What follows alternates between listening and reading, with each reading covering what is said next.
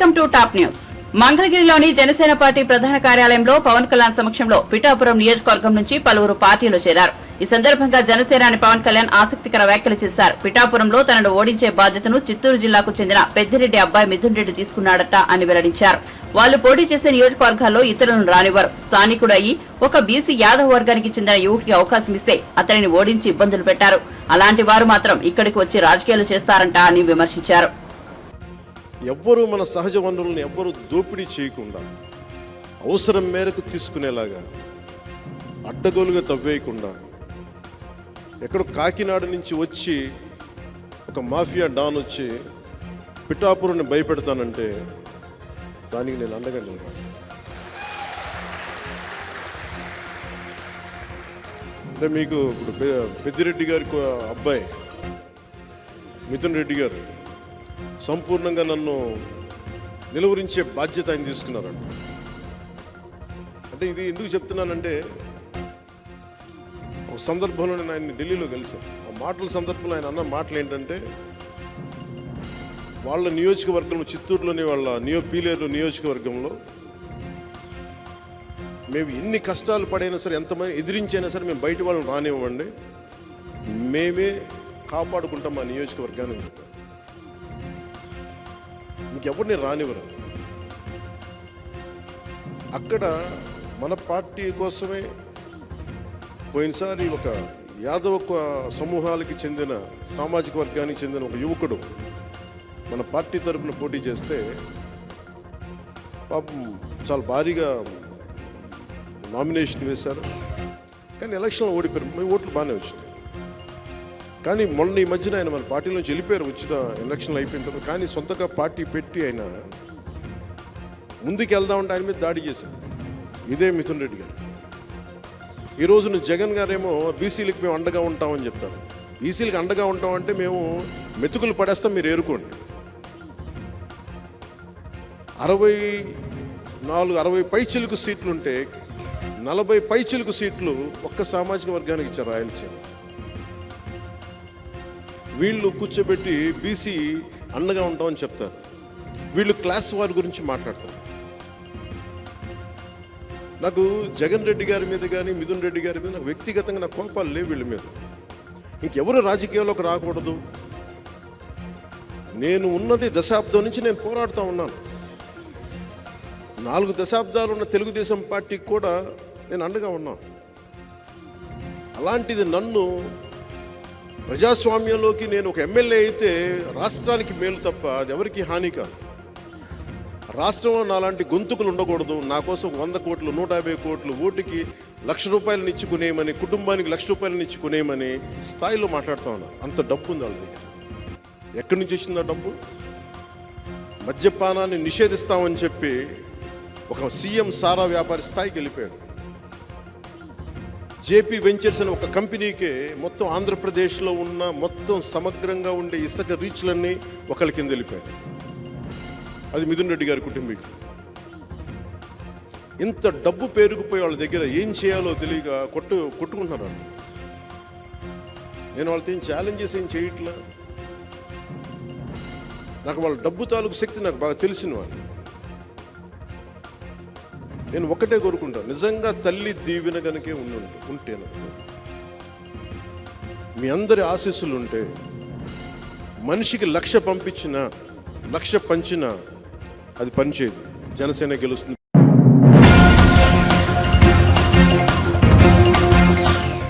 చిలుకలూరిపేట ప్రజాగలం బహిరంగ సభలో మైక్ మూగబోవడం కూటమి ఓటమికి సంకేతమని మంత్రి అంబటి రాంబాబు సెటైర్ వేశారు.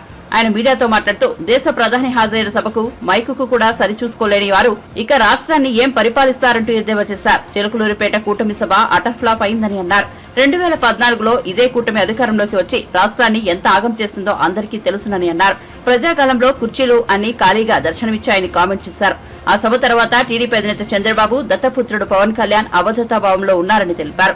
రాష్ట్రంలో ప్రతిపక్షంలో ఉన్న పార్టీలన్నీ కలిసి ఎన్ని కుట్రలు చేసినా ప్రజల గుండెల్లో ఉండేది జగనేనని పేర్కొన్నారు. ఒకప్పుడు టెర్రరిస్ట్ అని చెప్పినటువంటి ప్రధానమంత్రి టెర్రరిస్ట్ అని చెప్పినటువంటి చంద్రబాబు నాయుడు గారు వెళ్ళి అమిత్ షా ఇంటి ముందు పడిగాపులు కాసి కాళ్ళు పట్టుకొని మళ్ళా నేను చెప్పే మాటలు కాదు ఇది. వాళ్ళు చెప్పుకుంటున్నారు టీవీలో, మళ్ళీ వచ్చి పొత్తు పెట్టుకున్నారు. మళ్ళా చిలకూరుపేటలో ఒక అద్భుతమైన బహిరంగ సభ జరుగుతుంది, మాకు హైప్ పెరిగిపోద్దని పెద్ద హంగామా చేశారు. చిలకూరుపేటలో ఏదైతే ప్రజాగలం, అప్పుడేమో యువగలం, ఇప్పుడు ప్రజాగలం అని పెట్టారు. చిలకూరుపేట బహిరంగ సభ ఏ సందేశాన్ని ఇచ్చిందని మనం చేస్తున్నాం. టోటల్ వీక్నెస్ని మీరు ముగ్గురు కలిసి పోటీ చేసినా మీకు బలం లేదు, జగన్మోహన్ రెడ్డి గారిని ఓడించలేరు అనేటటువంటి స్పష్టమైనటువంటి సందేశాన్ని రాష్ట్ర ప్రజానీకానికి ఇచ్చినటువంటి సభ మీ ప్రజాగలం. ప్రధానమంత్రి వచ్చి మాట్లాడినటువంటి ఆ సభ తర్వాత కూడా మీకు హైప్ రాలేదు. ప్రజలు మిమ్మల్ని నమ్మేటటువంటి పరిస్థితి లేదు. అక్కడ ఎవరు ఏం మాట్లాడారో నేను విపులంగా చెప్పవలసిన అవసరం లేదు, కానీ ఈ మాట్లాడిన తీరును బట్టే మీరు మీ ఓటమిని అంగీకరించారు అనేది చాలా స్పష్టంగా అర్థమైపోయినటువంటి అంశం. ఒకటి, జెండా సభ తర్వాత ఒక అభద్రతాభావం నారా చంద్రబాబు నాయుడు గారు. మళ్ళా తర్వాత నిన్న జరిగినటువంటి ప్రజాగలం తర్వాత ఒక అభద్రతాభావం. మీ జీవితం అంతా అభద్రతాభావంతోనే బతుకుతున్నావు ఇవాళ జగన్మోహన్ రెడ్డి గారు వచ్చిన తర్వాత. నాకు తెలియగలుగుతున్నాయా నారా చంద్రబాబు నాయుడు గారు? మీరు ఎప్పుడు రాజకీయాల్లో ప్రవేశించారు? డాక్టర్ వైఎస్ రాజశేఖర రెడ్డి గారు మీరు ఒకేసారి రాజకీయాల్లో ప్రవేశించారు. డాక్టర్ వైఎస్ రాజశేఖర రెడ్డి గారు జగన్మోహన్ రెడ్డి గారి తండ్రి. ఆయన కుమారుడు దురదృష్టవశాత్తు ఆయన మరణించాడు. ఆయన కుమారుడు పార్టీ పెడితే అప్పుడు ఎప్పుడో పెట్టిన రాజకీయ పార్టీ, అప్పుడు ఎప్పుడో రాజకీయాల్లోకి వచ్చావు నువ్వు. నీ కుమారుడి వయసున్న రాజశేఖర రెడ్డి గారి కుమారుడితో ఇదిగా రాలేకపోతున్నావే, ఇది నీ వైఫల్యం కాదా? ఇది నీ అభద్రతాభావం కాదా? ఇద్దరితో కలిసి రావడానికి కూడా అభద్రతాభావం, ముగ్గురితో కలిసి వస్తున్నావు అప్పుడు అభద్రతాభావమే. ఇంకెవరు లేరు, లేదా అని కూడా కలుసుకుంటావు కొన్ని ఉంటే. నీ మొత్తం రాజకీయం అంతా ఈ 5 సంవత్సరాలు అభద్రతాభావంతోనే బతుకుతూ ఇవాళ అంటాడు భద్రత లేదంట. ప్రధానమంత్రి గారు వస్తే భద్రత చూపించలేదంట రాష్ట్ర ప్రభుత్వం, పోలీసు యంత్రాంగం. ఏమైనా తెలియజేస్తాను, నారా చంద్రబాబు నాయుడు గారు మీరు చాలా అనుభవిస్తుంది కదా, 40 సంవత్సరాల పైచులకు రాజకీయ చరిత్ర ఉంది కదా, 14 సంవత్సరాలు ముఖ్యమంత్రిగా చేశారు కదా, ఎన్నో మహానాడు తీర్చిదిద్దారు కదా, ఎన్నో బహిరంగ సభలు నిర్వహించారు కదా. జగన్మోహన్ రెడ్డి గారు కానీ ఎక్కువ బహిరంగ సభ చేశావు నువ్వు జీవితంలో. నీ గొప్పగా ప్రధానమంత్రి వస్తుంటే మైకు కూడా సరి చేసుకోలేని వాడిని, మైకు కూడా ప్రధానమంత్రి మాట్లాడేటప్పుడు వినిపించుకోకుండా పోతే అది భద్రతా వైఫల్యమా? అది నాట్ యువర్ నెగ్లిజెన్స్, అది నెగ్లిజెన్స్ కాదా? అది నీ అభద్రతా.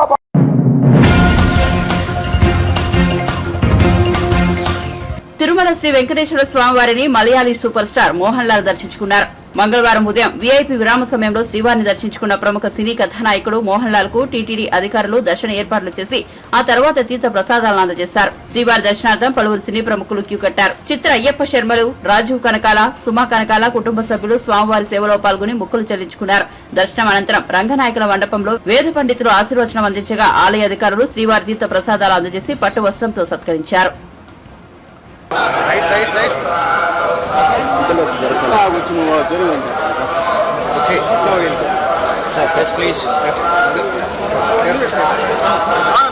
Very good darshan. Thank you guys, please.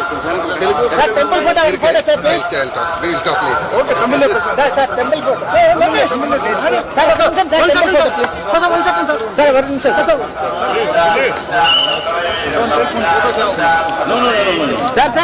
No. Sir.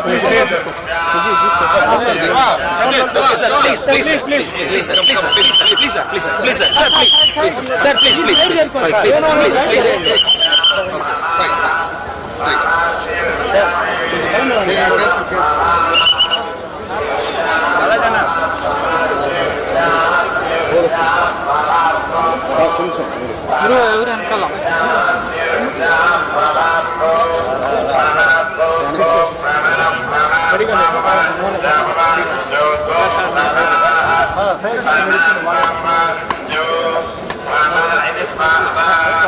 Ipagra.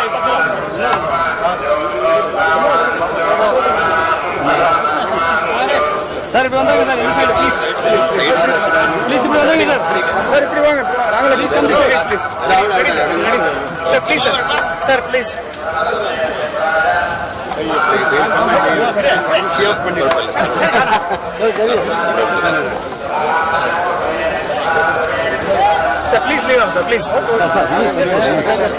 Sir, please leave. Please leave.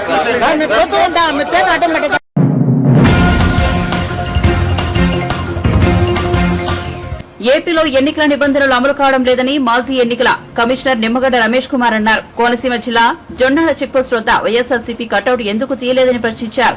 నేతల కటౌట్లను ఎన్నికల ఖర్చు కింద లెక్కించాలని కోర్టు చెబుతోందని పేర్కొన్నారు. రేషన్ వాహనాలపై సీఎం ఫోటోలు తీయలేదని ఫిర్యాదులు వస్తున్నా వాటిని తొలగించే ప్రక్రియ చేపట్టలేదన్నారు. సీఈఓ, కలెక్టర్లు, అధికారులు ఎన్నికల కోడ్ అమలు చేయాలని డిమాండ్ చేశారు. మనం ప్రస్తుతం బిఆర్ అంబేద్కర్ జిల్లా జొన్నాడ బ్రిడ్జి, గోదావరి మీద ఇది ప్రధానమైన బ్రిడ్జి. ఇక్కడ 24 గంటలు నిరంతరం నిఘా ఏర్పరిచి వచ్చే పోయే వెహికల్స్ అన్నింటినీ కూడా ఒక నిఘా బృందం దాదాపు 100% వెహికల్స్ని తనిఖీ చేశారు. నా వెహికల్ని కూడా నిఘా బృందం ఈ పక్కనే ఉన్న నిఘా బృందమే తనిఖీ చేశారు. ఈ నిఘా బృందానికి కేవలం 100 అడుగుల దూరంలో ఈ కటౌట్ ఉంది. ఎన్నికల నియమావళి ప్రకారం ఇలాంటి కటౌట్స్లు ఎన్నికల నియమావళి అమలు జరిపిన తర్వాత వీటిని తీసేసేయాలి. తర్వాత వీటిని పెడితే వీటిని రాజకీయ పార్టీల ఖర్చుగా పరిగణించాలి. అది నిబంధన. రాష్ట్రంలో ఎన్నికల నియమావళిని అమలు జరపడంలో ఉన్న వైఫల్యాలకి దీన్ని ఒక ప్రతీకగా మనం తీసుకోవచ్చు. రాష్ట్రం అంతా అనేక రకాలుగా ప్రజాస్వామ్య స్ఫూర్తికి విరుద్ధంగా ప్రజాస్వామ్య స్ఫూర్తిని తూట్లు పడుస్తూ అపహాస్యం చేస్తూ ఎన్నికల కోడ్ని యథేచ్ఛగా వక్రీకరిస్తూ అపహాస్యం చేస్తున్న వాటిని పౌర సంఘాలు, ప్రజాస్వామ్యవాదులు అందరూ కూడా తీవ్రంగా నిరసిస్తున్నారు. ఇది సిగ్గుపడాల్సిన విషయం. రేషన్ డిస్ట్రిబ్యూట్ చేసే రేషన్ వ్యాన్స్ ఏవైతే ఉన్నాయో వాటి మీద ఉన్న ముఖ్యమంత్రి గారి చిత్రం ఏదైతే ఉంటుందో ఇది ఇంతవరకు తొలగించబడలేదు అని చెప్పేసి కంప్లైంట్లు రాష్ట్ర వ్యాప్తంగా వస్తున్నాయి. అట్లాగే అనేక సర్టిఫికెట్ల మీద, అనేక ధృవీకరణ పత్రాల మీద కూడా ముఖ్యమంత్రి గారి పేరు ఈనాటికి కూడా కొనసాగటం కూడా శోచనీయం. ఈ పరిస్థితి ఎంతవరకు వెళ్ళిందంటే పిల్లల స్కూల్ బ్యాగ్స్ మీద వారి ముఖ చిత్రమే ఉంది. రైతుల పొలాల్లో వేసే రాళ్ల మీద కూడా వారి ముఖ చిత్రమే ఉంది. వీటన్నిటినీ ఎలా సవరిస్తారో ఇది ఎవరికీ అర్థం కాని సమస్య. ఇది రాష్ట్రంలో ఎక్కడా లేనట్లు, దేశంలో ఎక్కడా లేనట్లు ప్రజాస్వామ్య స్ఫూర్తికి విరుద్ధంగా రాష్ట్రంలో ఎన్నికల నియమావళి అమలవుతుంది అని చెప్పేసి సిటిజన్స్ ఫర్ డెమోక్రసీ భావిస్తుంది.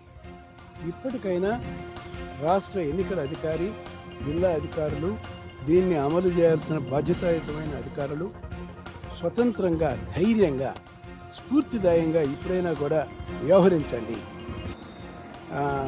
ఇప్పటికైనా ఎన్నికల నియమావళిని అమలు చేయండి. ప్రజల్లో విశ్వాసాన్ని పెంపొందించేలాగా చర్యలు తీసుకోండి. స్వేచ్ఛగా ఎన్నికలు జరుగుతాయి అనే భావాన్ని, భద్రతా భావాన్ని ప్రజల్లో నింపండి. ఈ దీంట్లో కనుక మీరు కనుక విఫలమైతే మనం చరిత్రహీనులుగా కూడా మిగిలిపోతామని చెప్పేసి నేను మీ అందరికీ కూడా మనవి చేస్తూ సెలవు తీసుకుంటున్నాను.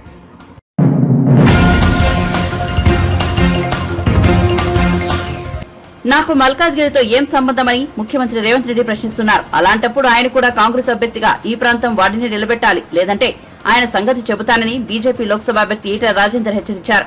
రేవంత్ రెడ్డికి దమ్ముంటే మల్కాజ్గిరి ప్రాంతం వాడినే తనపై పోటీకి నిలపాలని సవాల్ విసిరారు. తొక్కిసలాట జరుగుతున్నా కూడా వచ్చి ఒకటే మోడీ మోడీ మోడీ. ఆయన 2 సార్లు సరిపోలే ఆయన అభివాదించడానికి, గంత ఆత్మహత్య గుర్తించారు.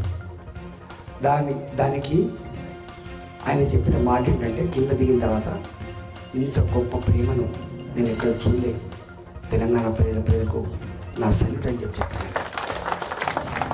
చెప్పి ఆ మాట నాగర్ కర్నూలు సభలో చెప్పాడు, ఆ మాట నిన్న జగిత్యాల సభలో కూడా చెప్పాడు. జగిత్యాల సభలో అంటే ఎంత ఇష్టం ఉందో, తెలంగాణ పట్ల ఎంత ప్రేమ ఉందో వారికి మల్కాజ్గిరితో మరొకసారి అర్థమైంది. కాబట్టి నేను ప్రశ్నించేవాడికి అని అనగానే వచ్చింది రేవంత్ రెడ్డికి ఎత్తి మనం ఒక్కనాడే వచ్చిన అడే ఈ ఊరికి ప్రశ్నించే గొంతుకు ఓటేస్తే ఒక్కనాడైనా కరీంగూడకు వచ్చిందానే ఒక్కనాడైనా ₹1 ఫండ్ ఇచ్చిందా? ఒక్కనాడైనా నియోజకవర్గ అభివృద్ధి కోసం చేసిందా? బ్రోకర్ మోడల్ అవునా కాదా? మరి ఏం చేద్దాం? ఇంకా ఆయన అంటాడు నన్ను పట్టుకొని ఈ ఇటలాలు ఎక్కడ అంటాడు. మరి నువ్వోడివి బాబా 35 ఏళ్ళు ఇక్కడ, నాకు ఒక 10 ఊర్లలో ఇక్కడ నాకు ఇల్లు వాటి ఉంటుంది కావచ్చు, 10-12 ఊళ్ళలో ఉంటుంది నాకు ఇల్లు వాటి. ఒక్క ఊళ్ళో కాదు, చిలాసాగర్ పో నాకు ఒక పాలు ఉంటుంది, నాకు ఇల్లు వాటి ఉంటుంది, ములుకు పో ఒకటి ఉంటుంది, దేవరంజాలు పో ఒకటి ఉంటుంది, అలకలగూడ పో ఒకటి ఉంటుంది. 35 ఏళ్ళుగా తెలంగాణ ఉద్యమ బిడ్డగా ఈ ప్రాంత వాసిగా పుట్టినది కమలాపురే, కానీ పెరిగిందంతా ఇక్కడే. కాబట్టి నన్ను పట్టుకొని అంటాడు నీకేం సంబంధం అంటే నీకేం సంబంధం బిడ్డ, నీకేం సంబంధం? నీకు దమ్ముంటే ఒక ఛాలెంజ్ చేస్తున్నా, ఈ పార్లమెంట్ నువ్వు అంటున్నావు కదా ఈ ప్రాంతంతో సంబంధం, నిజంగా నీకు దమ్ముంటే ఈ ప్రాంతం నుంచి ఒక ఎంపీ అభ్యర్థి నిలబెట్టు, అప్పుడు బయట నిలబెట్టిన నీ సంగతి చెప్తుంది. ఇక దమ్ము లేదు, దాండిగా ఏం కావాలో తెలుసా, 200 కోట్లు ఖర్చు పెట్టడం కావాలట. ఈ ఈతలు తప్పుకోవాలంటే 200 కోట్లు ఖర్చు పెట్టడం కావాలి. ఇంకొక 200 కోట్లు వాళ్ళకి ఇయ్యాలంట. అందుకే అమ్మ, ఇది రంగారెడ్డి జిల్లా, ఇది మల్కాజ్గిరి పార్లమెంట్. ఇక్కడ చదువుకున్న వాళ్ళు, నౌకరీ చేసిన వాళ్ళు ఇక్కడనే ఉంటారు, రిటైర్డ్ వాళ్ళు ఇక్కడనే ఉంటారు. దేశవ్యాప్తంగా ఉన్న హైదరాబాద్కి వస్తే వాళ్ళు బయటికి పోయి మళ్ళీ ఇక్కడనే శ్రీనివాసం ఏర్పాటు చేసుకుంటారు. ఎలా ఇది మినీ ఇండియా, మల్కాజ్గిరి ఒక మినీ ఇండియా. ఆనాడు ఏదో నువ్వు ఓడిపోయినావు, ఏదో పాపం అని చెప్పి నీకు ఓడేసిన కర్మానికి ఒక్కనాడు మా ఊళ్ళో పండి రాలే, ఒక్కనాడు ₹1 అభివృద్ధి చేయకపోగా ఇవాళ నాడు పట్టుకొని నువ్వు మాట అంటున్నావు అంటే నీకు ఎందుకు ధైర్యం ఉండాలి, నీ కథ ఏంది కాదు కానీ నీకు అడగడం లేడా బిడ్డ? అధికారాలు రాగానే ఏది పడుతుంది మాట్లాడితే సహించడానికి ఎవరు ఉండరు. దానికి నువ్వంటే నీ చేజమ్మది ఉంటాడు, గుర్తుపెట్టుకో. రేపు తప్పకుండా ఇక్కడ మల్కాజ్గిరిలో ఈ 200 కోట్లకో ఈ బ్రోకర్ మాటలకో ఇక్కడ నడిచే ప్రసక్తి లేదు. ఇక్కడ ఖచ్చితంగా ధర్మం, న్యాయం మాత్రమే అవసరం. రేపటి ఎన్నికల సమరంలో డబ్బు సంచులకు ధర్మానికి మధ్య యుద్ధం జరుగుతుంది. ఇక్కడ దేని మధ్య జరుగుతుంది? డబ్బు సంచుల.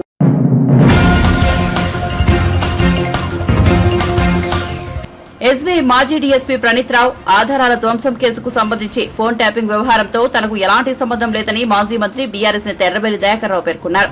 కొందరు కావాలని తనపై బురద జల్లే ప్రయత్నం చేస్తున్నారని ఆరోపించారు. హనుమకొండలో నిర్వహించిన పార్టీ కార్యకర్తల విస్తృత స్థాయి సమావేశంలో మాజీ ఎమ్మెల్యే వినయ్ భాస్కర్ తో కలిసి ఆయన పాల్గొన్నారు. తాను పార్టీ మారుతున్నట్టు జరుగుతున్న ప్రచారం అవాస్తవమని స్పష్టం చేశారు.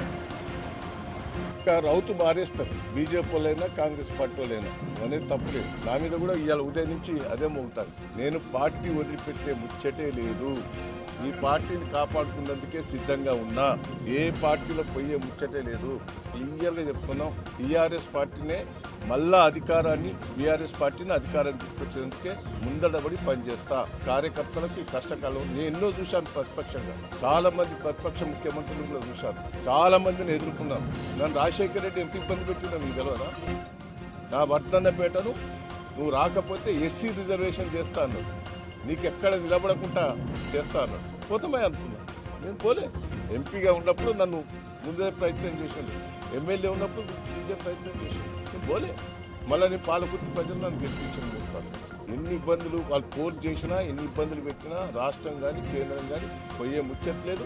టీఆర్ఎస్ పార్టీలో ఉండి కార్యకర్తలకు అండదండలు ఉంటారు. ఎవరో తెలియదు, ఆయన ముఖం కూడా తెలియదు. ఆయన మా ఊరు ఆడబిడ్డ కొడుకట, వాళ్ళ అమ్మ ఎరికే, ఆయన గురించే తెలియదు. ఆ ఫోన్ ట్యాపింగ్ నాకు తెలియదు కూడా తెలియదు. కావాలని నాకు నిన్న మొన్న కూడా తెలిసింది. ఆయన ఫోర్స్ చేసి నా పేరు ఇరికియాలనే ప్రయత్నం చేస్తాను. ఆయన చెప్పిందట అవ్వాలి. నాకు ఆయన ముఖం తెలియదు. ఆయన మా అమ్మమ్మ ఊరు పర్వతగిరి, అంతే తప్ప నాకేం సంబంధం లేదని ఆయన క్లియర్గా చెప్పినాడు. కావాలని ఫోర్స్ చేస్తున్నారట నా పేరు పెట్టాలి. దేనికైనా ఎదుర్కొందాం సిద్ధంగా ఉన్నా. నేను వాస్తవంగానే చెప్తున్నా కదా, నేను దాంట్లో నాకు ఏ సంబంధంలో లేదు. పార్టీ వీడిపోతున్నాం. నాకు తెలిసిన కాడికి పార్టీ మారుతోళ్ళందరూ కూడా ఏదో బిజినెస్ చేసేటోళ్ళు, ల్యాండ్ దండాలు చేసేటోళ్ళు, తప్పు పనులు చేసేటోళ్ళు, ఇటువంటి వాళ్ళే రాజకీయాలల్లో అధికార పార్టీ ఉంటేనే బతకగలుగుతూ పోయేటోళ్ళు చాలామంది. చాలా నియోజకవర్గాలు పోయారు. మా దగ్గర కూడా పాలకుర్తి నియోజకవర్గాలు పోయారు, వర్ధనపేట నియోజకవర్గాలు పోయారు, అనుకుంటలు పోయారు, వరంగల్లో పోయారు. పోయేటోళ్ళంతా కూడా ఏదో తప్పు చేసిన ఉండి రాష్ట్ర ప్రభుత్వంతో అక్కడంలో వేరే ప్రభుత్వాలతోటి అండ తీసుకున్నందుకు పోయేటికే అవకాశం ఉంటుందనేది నాకు రాజకీయంగా ఉన్న అనుభవం మీద చెప్తున్నా. ప్రజలు క్లియర్గా 100 రోజుల పరిపాలన లోపల ఫెయిల్యూర్స్ను రివ్యూ చేసుకుంటున్నారు. 100 రోజుల లోపల ఇది చేస్తా అది చేస్తా అని చెప్పి అన్ని మోసం చేశారు. ప్రజలు ఇవాళ క్లియర్గా ఉన్నారు. కేసీఆర్ గారు 10 ఏళ్ళు చేసిన స్కీమ్స్ రివ్యూ చేసుకుంటున్నారు. నీళ్లు లేవు, కాళేశ్వరంలో ఆ వంక పెట్టావు, దేవాదులో మొత్తం బంద్ పెట్టావు, మొత్తం పంటలు ఎండిపోతానే. ఎవరు దీనికి కారణం? ఈ కోఆర్డినేషనే. ఎంత ఎండలల్లో కూడా నీళ్ళు ఇచ్చిన మహానుభావుడు కేసీఆర్ గారు. 9 ఏళ్ల బట్టి నీళ్లు కంకణం కట్టుకొని ప్రతి ఎకరం పారించారు. ఈరోజు మొత్తం ఎండిపోతున్నదంటే ఎవరికి కారణం? ఇలా వాగులలో నీళ్ళు లేవు, బాయిలలో నీళ్ళు లేవు, బోర్లలో నీళ్ళు లేవంటే మీ చెర్లు నింపలే.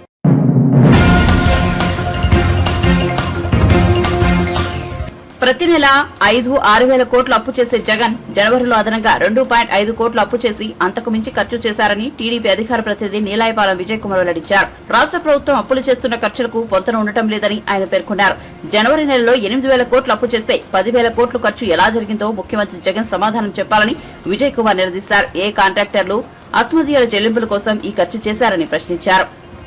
రెవెన్యూ ఖర్చు అంటూ చెప్తూ వేల కోట్లు ఖర్చు పెట్టేస్తున్నారు. ఉదాహరణకి క్యాగ్ లెక్కల ప్రకారం, మనకున్న సమాచారం ప్రకారం క్యాగ్ లెక్కలు చూస్తే జనవరి మాసానికి క్యాగ్ లెక్కలు వచ్చాయి. దీని ప్రకారం చూస్తే ఒక్క జనవరి నెలలోనే మాత్రమే రెవెన్యూ ఖర్చు, అంటే రోజువారీ ఖర్చు అంటారు దాన్ని. సో రెవెన్యూ ఖర్చు కింద దాదాపు 10,300 కోట్లు ఖర్చు పెట్టారు. ఈ 10,300 కోట్లు ఎందుకు ఎక్కువ ఉంటున్నాయంటే, జనరల్గా ప్రతి నెల రెవెన్యూ ఖర్చు ఒక 4-5 వేల కోట్లు ఉంటుంది. మ్యాక్సిమం 6,000 కోట్లు 7,000 కోట్లు ఎప్పుడు దాటదు. గత సంవత్సరం కానీ దాని ముందు సంవత్సరం కానీ ఈ జనవరి మాసానికి ముందు సంవత్సరాల ముందు మంత్స్లా కానీ ఎక్కడ కూడా 6-7 వేల కోట్లు దాటం లేదు. ఆ దాటని పరిస్థితుల్లో ఒక్క జనవరి నెలలో మాత్రమే 11,000 కోట్లు, దాదాపు 10,400 ప్లస్ ఎక్స్ట్రా, ఇంత ఖర్చు ఒక నెలలోనే, అంటే దాదాపు 5-5.5 వేల కోట్ల రూపాయలు అదనంగా ఖర్చు పెట్టేసింది గవర్నమెంట్. కానీ క్యాగ్కి ఇచ్చిన లెక్కలో మాత్రం 10,300 కోట్లు రెవెన్యూ ఖర్చు అంటూ చిన్న పద్ధతిని చూపిస్తారు. క్యాగ్ కూడా అర్థం చేసుకోవాలి. ఎందుకంటే దాదాపు ఇంత ఖర్చుని ఒక చిన్న స్టేట్మెంట్ కింద రెవెన్యూ ఖర్చు అంటూ ఇచ్చేస్తే ఇంకా ప్రతి నెల ఈ ఏమంటారు గవర్నమెంట్ ఖర్చులు ఇచ్చేం లాభం? 10,300 కోట్లు ఖర్చు పెట్టాము రెవెన్యూ ఖర్చు కింద, అంటే ఆ 10,300 కోట్లు బ్రేకప్ ఇవ్వకపోతే ఏం లాభం? క్యాగ్ యొక్క పారదర్శకత ఇక్కడ ఎక్కడొస్తుంది? సరే, ఇప్పుడు ఇంత ఖర్చు ఒక నెలలోనే ఎక్స్ట్రా పెట్టినప్పుడు అందరూ ఏమంటామంటే, అబ్బా జగన్మోహన్ రెడ్డి గారు ఏదో పెద్ద ప్రాజెక్ట్ పెట్టారు, లేకపోతే ఒక పెద్ద స్కీమ్ ఇచ్చారు, సంతోషం లేక కనీసం ఖర్చు పెట్టారనుకుందాం. కానీ ఏ స్కీములు లేవు, కొత్తగా ఏ స్కీములు లేవు. మాసానికి 5,000 కోట్లు ఉండే ఖర్చు ఒక్కసారిగా 10,300 కోట్లకు వెళ్ళిపోయింది. 5,000 కోట్ల రూపాయలు అదనంగా ఖర్చు పెట్టారు. మిగతా ఖర్చులు అంటే వడ్డీలు కట్టడం, సబ్సిడీలు, సిబ్బంది జీతాలు, పెన్షన్లు ఇవేవీ మారలేదు, ఇవన్నీ అట్లే ఉన్నాయి. కానీ ఖర్చు మాత్రం ఒక్కసారిగా 10,300 కోట్లకు వెళ్ళిపోయింది. ఏ అస్మదీయులకి పేమెంట్లు ఇచ్చారు, ఏ కాంట్రాక్టర్లకి పేమెంట్లు ఇచ్చారు? ఎన్నికలు వచ్చేసాయి, కోడ్ వచ్చేస్తుంది అంటూ జనవరి నెలలోనే మీ పందేరానికి తెరలేపేశారా? ఎక్కడి నుంచి పెట్టారు ఈ ఖర్చు? కనీసం ప్రజలకి మీరు జీవోలు ఇవ్వరు, అన్ని కాన్ఫిడెన్షియల్ సెక్షన్లో పెట్టేస్తారు. అంటే ప్రజలకు ఏమాత్రం తెలియకుండా, ఏమాత్రం పారదర్శకత అనేది లేకుండా, ట్రాన్స్పరెన్సీ అనేది సున్నా, మీరు ఖర్చు మాత్రం బ్రహ్మాండంగా పెట్టేస్తారు. 5,000 కోట్ల రూపాయలు ఎక్కడికి వెళ్ళాయి? ఈ రెవెన్యూ ఖర్చు అని పెట్టిన దీంట్లో అసలు ఏం ఖర్చు పెట్టారు, ఏ కాంట్రాక్టుల కోసం, ఇందాక నేను చెప్పినట్టు ఏ అస్మదీయుల కోసం ఈ ఖర్చు అయింది, అసలు రెవెన్యూ ఖర్చు ఏంటి అంటే మామూలు సామాన్యులకి డౌట్ రావచ్చు, ఏంది రెవెన్యూ ఖర్చు అంటే కాఫీలు, టీలు, డీజిల్లు, పెట్రోలు, కాంట్రాక్టుల పేమెంట్లు ఏదైనా సరే రోజువారీ పేమెంట్లో రెవెన్యూ ఖర్చు ఉంటారు. స్పెసిఫిక్గా ఒక్కొక్క స్కీమ్ ఇచ్చినప్పుడు నాన్ ప్లాన్ ఎక్స్పెండిచర్ అంటే ప్లాన్ ఎక్స్పెండిచర్. ఇప్పుడు ఆ యొక్క 2 పదాలు లేవు, కేవలం రెవెన్యూ ఎక్స్పెండిచర్, క్యాపిటల్ ఎక్స్పెండిచర్ 2 ఉన్నాయి. ఏదన్నా అదనంగా స్పెసిఫిక్ స్కీములు పెడితే ఆ స్కీములు పేర్లు ఇస్తారు. సో మొత్తానికి క్యాగ్కి ఇచ్చిన రిపోర్ట్లో సింపుల్గా రెవెన్యూ ఎక్స్పెండిచర్ అంటే 2,09,000 కోట్ల రూపాయలు ఈ సంవత్సరం ఖర్చు పెడితే 87,000 కోట్ల రూపాయలు రెవెన్యూ ఎక్స్పెండిచర్. మరి ఈ లెక్కలు ఎప్పుడు వస్తారా బాబు అంటే సంవత్సరం తర్వాత వస్తాయన్నమాట. నెక్స్ట్ బడ్జెట్ ఇస్తారే అప్పుడెప్పుడో అప్రోప్రియేషన్ ఆఫ్ అకౌంట్స్ అని చెప్పి ఒక్కొక్క పద్ధతిలో ఏం ఖర్చు పెట్టారు అంటూ వస్తుంది. అది మనకి అట్లా అర్థం కాదు, మన దాకా రాదు. అప్పటికి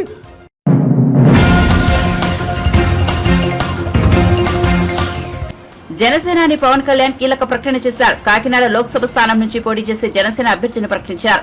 కాకినాడ ఎంపీ స్థానం కోసం జనసేన తరఫున తంగెళ్ల ఉదయ్ శ్రీనివాస్ బరిలో దిగుతున్నారని పవన్ వెల్లడించారు. మంగళగిరిలోని జనసేన కేంద్ర కార్యాలయంలో పిఠాపురం నియోజకవర్గం నుంచి చేరికల కార్యక్రమం జరిగింది. ఈ కార్యక్రమంలోనే పవన్ కాకినాడ ఎంపీ అభ్యర్థిని ప్రకటించారు. నేను ఒకటే కోరుకున్నాను, నేను ఎమ్మెల్యేగా గెలిచి బయట నియోజకవర్గానికి ముందు నా బాధ్యత చేసి పెడతాను, తర్వాత అన్ని నియోజకవర్గాలను చేసి పెడతాను. అంటే నా ద్వారా ఏం జరుగుతుందో చెప్తాను. ఎంతమంది అప్పుడు ఆ మూల కూర్చున్న ప్రతి ఒక్కరూ కూడా మొత్తం అందరూ వాలంటీర్స్, ఎవరు డబ్బులు తీసుకొని పనిచేసేవాళ్ళు కదా, స్వచ్ఛందంగా మాకేదో ఒక తపన, అందరికీ నలిగి ఏదో తపస్సు, ఒక తపనతో వచ్చారు అందరూ. సో నాకు ఎంత బలమైన అవకాశం, నాకు పిఠాపురంలో పోటీ చేసే అవకాశం కల్పించినందుకు మీరందరూ జాయిన్ అయ్యి తద్వారా నన్ను మరింత బలోపేతం చేస్తున్నందుకు మనస్ఫూర్తిగా మీ అందరికీ పేరు పేరున ధన్యవాదాలు. సో ఇందాక నేను చెప్తున్నట్టుగా నేను 2 నిర్ణయించుకున్నాను. కేంద్ర నాయకత్వం అడిగితే, కేంద్ర నాయకత్వం 2 అడిగారు నన్ను, నువ్వు ఎమ్మెల్యేగాను పోటీ చేయాలి, ఎంపీగాను పోటీ చేయాలని. నాకైతే ఎమ్మెల్యేగానే చేయాలని, రాష్ట్రానికి ముందు పనిచేసి తర్వాత దేశం కోసం ఆలోచిస్తాను. కానీ ఎంపీ జనసేనదే.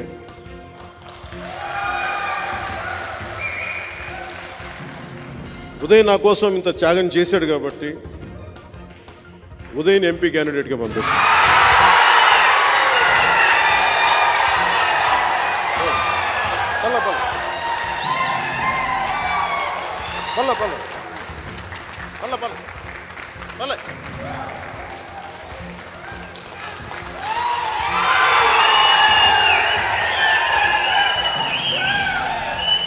కూర్చో, ఇద్దరుగా కూర్చోండి.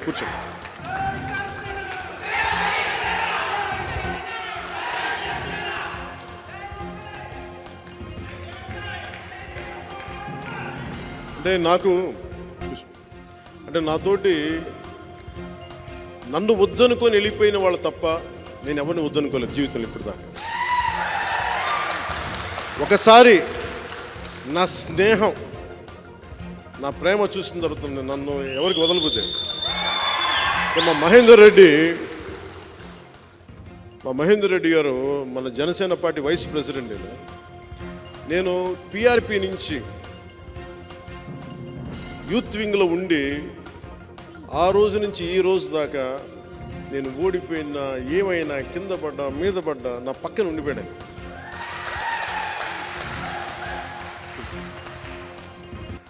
ఆయన ఎందుకు చెప్తున్నానంటే నేను భావజాలం మాట్లాడను, సాధిస్తాను, దాన్ని సాధనలో పెడతాను.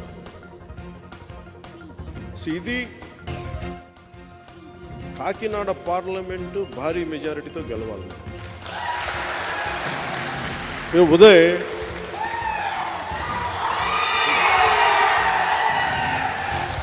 అంటే యాక్చువల్లీ చెప్పాలనుకోలే,